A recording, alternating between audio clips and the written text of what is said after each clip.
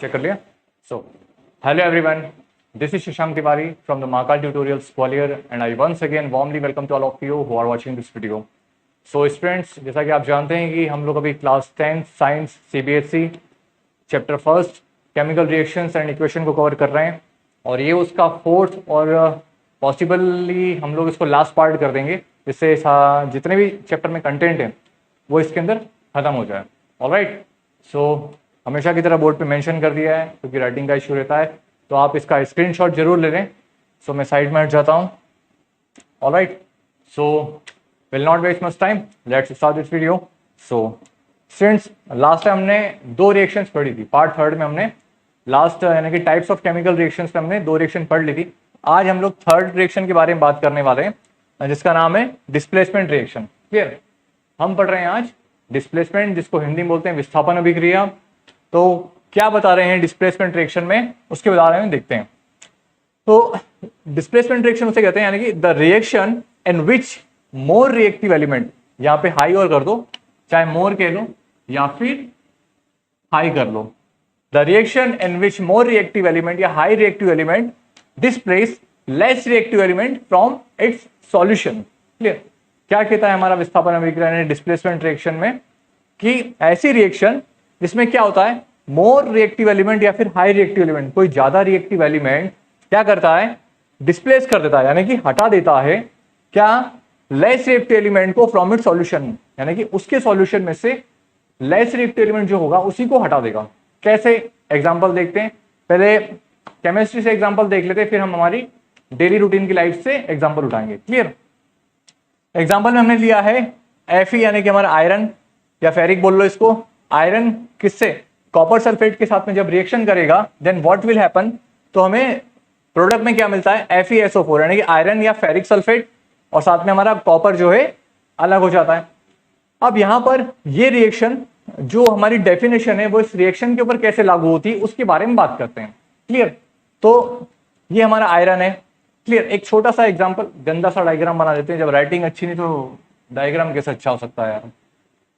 छोटा सा लिखते हैं। चलो, ये हमारे मान लो हमने क्या है हमारा सॉल्यूशन, ये हमारा कॉपर सल्फेट का सॉल्यूशन है, यानी कि इसमें कॉपर और सल्फेट दोनों है। क्लियर?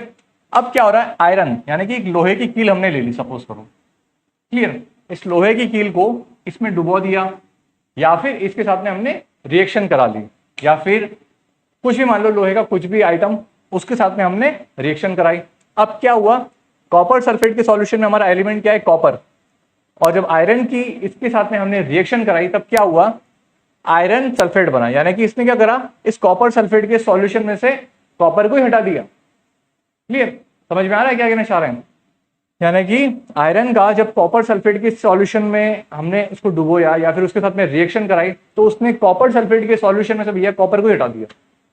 क्लियर? ये हमारा कॉपर अलग हो गया और क्या बना साथ में, आयरन या फेरिक सल्फेट बन गया। यानी कि क्या मतलब हुआ, ये लोहे का जो भी हमारा आइटम था, इसको कील मान लो या फिर कुछ भी वॉटएवर, जब इसके साथ रिएक्शन कराई तो ये कॉपर को इसने क्या करा, बाहर भेज दिया, तू जा भैया बाहर। क्लियर? और खुद अंदर आ गया और अपनी जगह बना ली। क्लियर? तो उसे बोलते हैं डिस्प्लेसमेंट रिएक्शन यानी कि विस्थापन अभिक्रिया। तो क्या कहने का मतलब है कि डिस्प्लेसमेंट रिएक्शन ऐसी रिएक्शन होती है जिसमें कोई high reactive element less reactive element को अलग कर देता है उसी के सॉल्यूशन में से। क्लियर? अब आप इसको ऐसे समझो, जैसे कि हम लोग चाय बनाते हैं, चाय का छोड़ दो एग्जांपल, वाटर और मिल्क लेते हैं।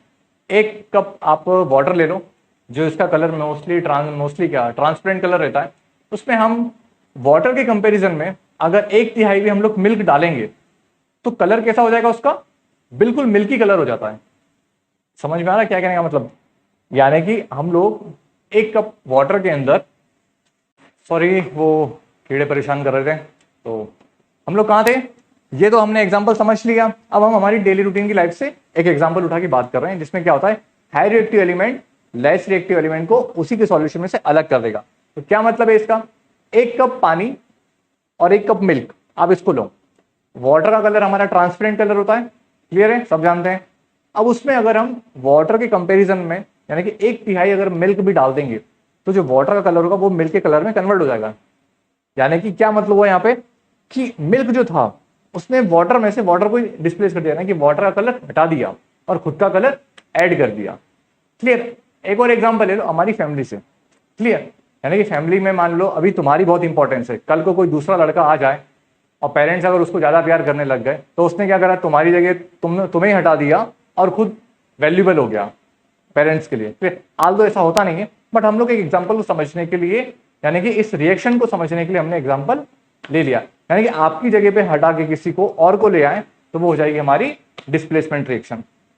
क्लियर है? आई होप ये समझ में आएगा। एक लास्ट टाइम और एग्जाम्पल को एक्सप्लेन करते थे। ये हमारा कॉपर सल्फेट का सॉल्यूशन था, इसमें हमने आयरन की कील या आयरन के साथ में इसकी रिएक्शन करवाई तो क्या हुआ, कॉपर सल्फेट के सॉल्यूशन में से हमारा कॉपर ही अलग कर दिया, ये लास्ट में हमारा कॉपर बचा। Clear. Now moving on next reaction.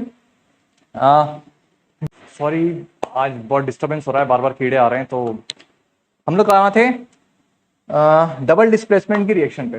यानी कि मैंने अभी आपको बताया कि डिस्प्लेसमेंट रिएक्शन भी हमारी दो टाइप्स की होती है, जिसमें सिंगल डिस्प्लेसमेंट रिएक्शन और डबल डिस्प्लेसमेंट रिएक्शन की बात होती है।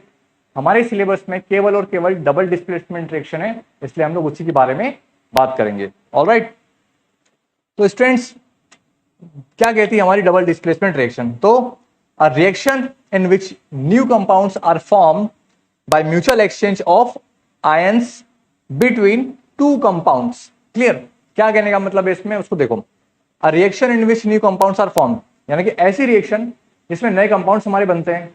कैसे बनते हैं, by mutual exchange of ions between two compound, यानी कि दो कंपाउंड के बीच में आपस में म्यूचुअल एक्सचेंज जब होता है तब हमारे नए कंपाउंड्स बनते हैं। कैसे बनते हैं वो एग्जांपल के थ्रू आप समझो। तो देखो यहाँ पे क्या लिखा हमारा, सोडियम सल्फेट Na2SO4। क्लियर। और बेरियम क्लोराइड, ये हमारे दो कंपाउंड है Na2SO4 और BaCl2। ये जब रिएक्शन करेंगे तब क्या हो रहा है आपस में देखना। यहाँ पे क्या था हमारा बेरियम क्लोराइड, अब क्या बन गया यहाँ पे बेरियम सल्फेट। यानी कि क्या करा इसने, सोडियम सल्फेट में से सल्फेट को ले लिया। अब इधर क्या हो रहा है, आगे सोडियम क्लोराइड बन रहा है। यहाँ पे क्या था हमारा सोडियम सल्फेट था, लेकिन अब क्या बन गया वो सोडियम क्लोराइड। यानी कि क्या एक्सचेंज हो रहा है, ये एक्सचेंज हो रहा है सोडियम सल्फेट जो था और बेरियम क्लोराइड। तो इधर सल्फेट बेरियम के साथ जुड़ गया और इधर हमारा जो क्लोराइड था वो सोडियम के साथ में जुड़ गया। तो इस तरीके से इसमें म्यूचुअल एक्सचेंज ऑफ आयंस हुआ तो हमारा नया कंपाउंड बन गया। जो पहले बेरियम क्लोराइड था अब वो बाद में बेरियम सल्फेट हो गया, और जो हमारा पहले सोडियम सल्फेट था वो बाद में हमारा सोडियम क्लोराइड हो गया। इस तरीके से म्यूचुअल एक्सचेंज के बाद में हमारे नए कंपाउंड्स बन गए। आई होप कि आपको इस चीज समझ में आई होगी। एक बार फिर से बता दूं कि डबल डिस्प्लेसमेंट रिएक्शन क्या होती है। तो ऐसी रिएक्शन जिसमें नए कंपाउंड्स बनते हैं, कंपाउंड्स के म्यूचुअल एक्सचेंज यानी आयंस के बीच में जब म्यूचुअल एक्सचेंज होता है तब। क्लियर है? और ये एग्जांपल आप मेंशन कर लेना। नाउ नेक्स्ट है हमारा ऑक्सीडेशन और रिडक्शन।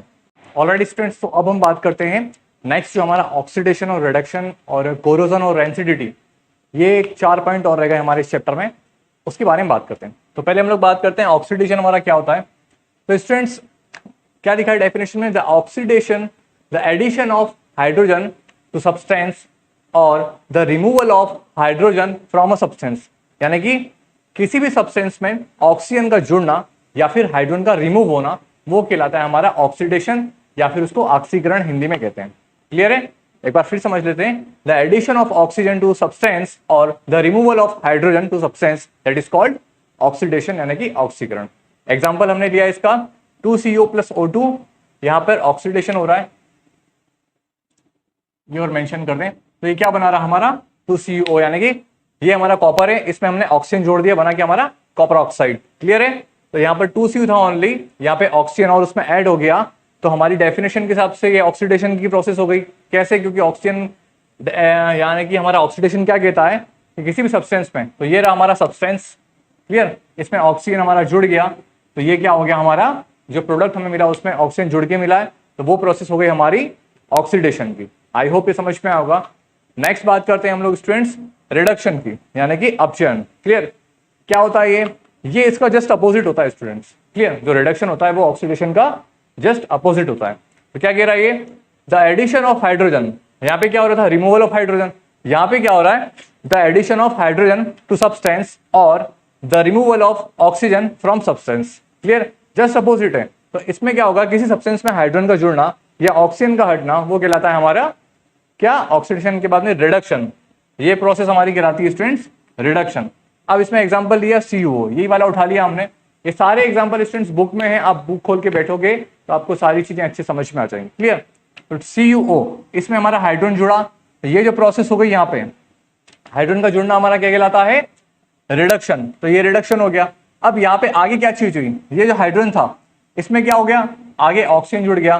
तो यहां से लेकर यहां तक की जो प्रोसेस है ये तो हो गया ऑक्सीडेशन, और इसमें CuO ऑक्सीजन था और यहां पर क्या मिल रहा है हमें? ओनली ऑक्सीजन रिमूव हो गया। तो ये क्या हो गई हमारी? रिडक्शन। क्योंकि क्या गिरा है इसमें? The addition of hydrogen to substance और द रिमूवल ऑफ ऑक्सीजन। तो ये हमारा सब्सटेंस था, इसमें से ऑक्सीजन पहले तो था लेकिन बाद में प्रोसेस के बाद में क्या हुआ? रिएक्शन के बाद में इसमें से ऑक्सीजन हट गया। तो ये हो गई हमारी रिडक्शन वाली प्रोसेस। और स्टूडेंट्स एक और चीज, अब इस वाले जो एग्जांपल में दोनों प्रोसेस हो रही है, दोनों चीजें हो रही है, यानी कि ऑक्सीडेशन भी हो रहा है और रिडक्शन भी हो रहा है। तो ऐसी रिएक्शन जिसमें ऑक्सीडेशन और रिडक्शन दोनों होता है उसे बोला जाता है रेडॉक्स रिएक्शन। क्लियर? उसे क्या बोलते हैं हम लोग? Redox reaction. Clear? I hope आपको समझ में आया होगा कि ऑक्सीडेशन क्या है हमारा और रिडक्शन क्या है। क्लियर है? अब बात करते हैं हमारी कोरोजन की। नेक्स्ट है हमारा टर्म कोरोजन। तो स्टूडेंट्स इसको हम बुक में से एक्सप्लेन कर देते हैं, तो आप अपनी बुक खोल के बैठना। तो बुक में क्या मेंशन किया गया स्टूडेंट? 1.3.1 के अंदर बताया गया है, you must have observe that iron articles are shiny when new. क्या कहने का मतलब इसका? कि आपने जरूर ये ऑब्जर्व किया होगा कि जो भी हमारे आयरन पार्टिकल्स होते हैं वो जब नए होते हैं तो शाइनी होते हैं, but get coated with a reddish brown powder when left for some time. This process is commonly known as rusting of iron. पर क्या होता है समटाइम्स जो हमारे लोहे के जो भी चीजें होती हैं, यानी कि कील मान लो या फिर छड़ मान लो कोई सी, तो उसको जब कुछ देर के बाद में यानी कि कुछ समय के बाद में हम देखते हैं तो उसके ऊपर क्या होता है? एक ब्राउन कलर की लेयर जम जाती है। क्लियर है? अब क्या बता रहा है वो? Some other metals also get tarnished in this manner. Have you notice the colour of coating form on copper और सिल्वर। यानी कि इसमें लोहे के अलावा कॉपर और सिल्वर के बारे में बात की गई है। इसमें क्या बता रहा है कि कॉपर और सिल्वर भी ऐसे मेटल्स है जिनके ऊपर क्या होता है? कुछ समय के बाद में उनके ऊपर अलग अलग टाइप से, यानी कि जो चांदी होती है हमारी यानी कि सिल्वर, उसके ऊपर ब्लैक कलर का लेयर जम जाती है। क्लियर? और जो हमारा क्या बता रहा है इसमें? कॉपर के ऊपर किस टाइप की होती है? ग्रीन कलर की। तो ये चीजें होती हैं। अब होता क्या है इसमें? क्या बता रहा है? When a metal is attacked by substance around it such as moisture, acids etcetera. यानी कि जब भी ये जो हमारी मेटल्स हैं ये मॉइस्चर के संपर्क में आती है या फिर वाटर के संपर्क में या फिर एसिड के संपर्क में, तो कुछ समय के बाद क्या होता है? यहाँ पर इनके ऊपर एक ऑक्साइड की लेयर जम जाती है। क्लियर? और ये जो उससे क्या होता है? इट इज सेड टू कोरड, और इसे कहा जाता है कोरड, and this process is called corrosion. और ये जो प्रोसेस होती है उसे बोला जाता है कोरोजन। क्लियर? आई होप ये आपको समझ में आया होगा। अब the black coating on silver, बताया गया है कि जो सिल्वर होती है उसके ऊपर ब्लैक कलर की लेयर जम जाती है।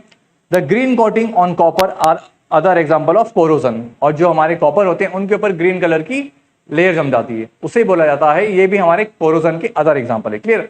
नाउ क्वेश्चन विल रेज कि सर जब ये ऐसी प्रोसेस होती है यानी कि कोरोजन की जब सिचुएशन आती है तो हम हमारे जितने भी मेटल्स हैं उनको सेव करने के लिए क्या करें? तो स्टूडेंट्स जो भी हमारे मेटल्स होते हैं उन्हें है ना ग्रीसिंग या फिर हम लोग देखते हैं कि पेंट कर देते हैं, जिससे क्या होता है उनके ऊपर उनका इफेक्ट नहीं पड़ता है। यानी कि जो भी हमारी लोहे की छड़ है या कील है या फिर जितने भी हम लोग जालियां वगैरह बनाते हैं तो उनके ऊपर क्या करते हैं ये लोग? ग्रीसिंग या फिर पेंट कर देते हैं, जिससे क्या होता है उसके ऊपर लोहे के ऊपर या जो भी हमारी मेटल्स है उसके ऊपर जंग या वो खराब नहीं होती है। क्लियर है? आई होप कि कोरोजन आपको समझ में आया होगा। नेक्स्ट है और लास्ट टॉपिक है हमारे इस चैप्टर का, that is called rancidity. Clear? तो ये वैसे तो मैंने आपको डेफिनेशन लिख दी है, एग्जाम में अगर आई तो मेंशन कर देना। क्या कह रहा है? The oxidation of fats and oils when exposed to air is known as rancidity. It leads to bad taste और फूड। यानी कि क्या होता है? जो भी हमारे ऑयल्स और फूड आइटम्स होते हैं, क्लियर, जब उनका ऑक्सीडेशन होता है तो क्या होता है? उनको बोला जाता है रेंसिडिटी। और उस रेंसिडिटी की वजह से क्या होता है? उस फूड आइटम्स में से बैड स्मेल आने लगती है। यानी कि एक ऐसा एग्जांपल देखते हैं, हम लोगों ने देखा हो घर में हमारे पापड़ तले जाते हैं, चिप्स तली जाती हैं, तो क्या होता है कुछ समय के बाद अगर आप उसको कूलर के सामने रख दो या फिर ऐसे टाइम पे जैसे बरसात का सीजन हो रहा है तो आप देखोगे कि आए या 1.5 घंटे के बाद में उसके ऊपर है ना वो हमारे चिप्स या वो सड़ जाते हैं, यानी कि सीड जाते हैं, बिल्कुल नरम हो जाएंगे, उनका टेस्ट भी चेंज हो जाता है, खाने में भी अच्छे नहीं लगते हैं। तो होता क्या है? तो वो जो हमारे फूड आइटम्स है उनका ऑक्सीडेशन हो गया। क्लियर? यानी कि क्या हो गया? उसका ऑक्सीडेशन। उसकी वजह से उसे हम, यानी कि ये जो प्रोसेस है उसे हम बोलते हैं रेंसिडिटी। क्लियर? आई होप आपको ये चीज समझ में आएगी। और रेंसिडिटी से बचने के लिए हम लोगों ने देखा होगा कि जितने भी हमारे चिप्स के पैकेट्स वगैरह आते हैं और जो भी ये जो छोटे बच्चे खाते हैं कुरकुरे वगैरह, वो न सड़े उसके लिए उनके अंदर जो चिप्स के पैकेट होते हैं नाइट्रोजन की गैस भरी जाती है, जिससे क्या होता है फूले नजर आते हैं। फूलने की वजह से क्या होता है, उसका ऑक्सीडेशन नहीं हो पाता है। क्लियर है? तो हमारे जो फूड आइटम्स है वो सड़ते नहीं है। क्लियर? आई होप कि यह चारों टॉपिक्स आपको समझ में आ गए होंगे। और इसी के साथ हमारा ये पहला chapter chemical reaction and equations हमारा आज ओवर होता है। और हमेशा की तरह लास्ट में एक रिक्वेस्ट, अगर ये वीडियो आपको पसंद आए तो प्लीज प्लीज प्लीज चैनल को सब्सक्राइब करें, अपने जानने वालों के साथ में, स्टूडेंट के साथ में शेयर करें। टिल देन सभी को गुड नाइट, बाय बाय और जय श्री महाकाल बच्चों।